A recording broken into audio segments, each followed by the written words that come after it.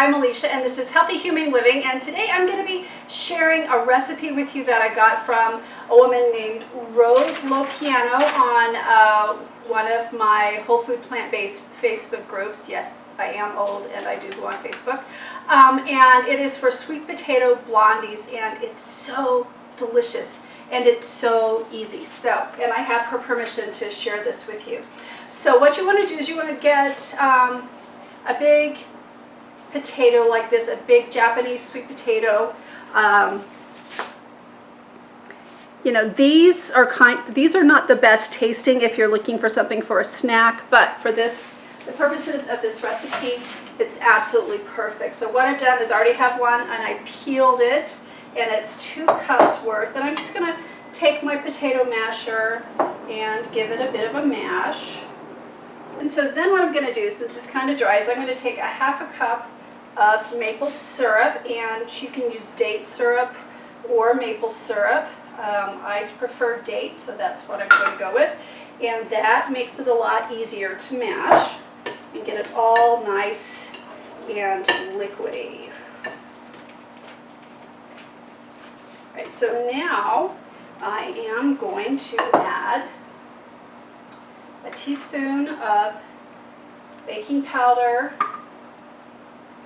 a teaspoon of vanilla,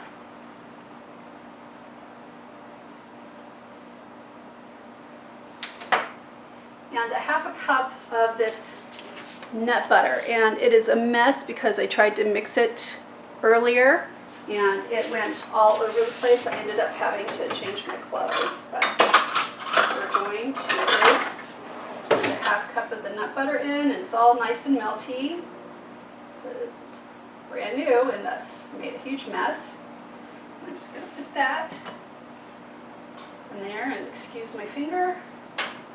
But we don't want to waste any of this nut butter. This is a mix of almonds and pecans and macadamia nuts and cashews, and it just has a really very neutral but kind of a buttery flavor. So if I'm going to be making a treat, that's my butter of choice. Full disclosure, this was a little more dry than I had thought, so I had to get out my hand blender. But it did make the batter nice and smooth.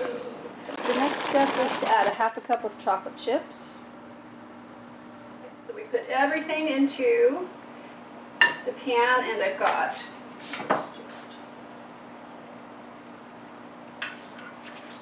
so it looks just like regular blondies that you might have made in the past.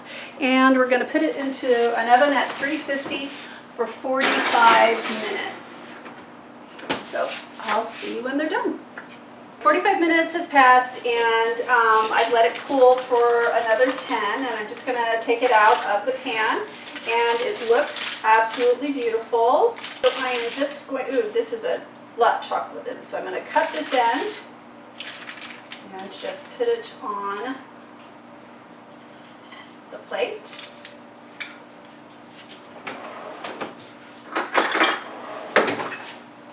And see, ooey gooey, rich and chewy, absolutely delightful, delicious. If you take this to a party, try it for your house. So I make this a lot because I have a terrible sweet tooth, and it's low fat, and it just is delicious, and helps me keep strong with my eating plan. Anyway, I hope you'll give it a try. I will post the recipe in the notes, and enjoy.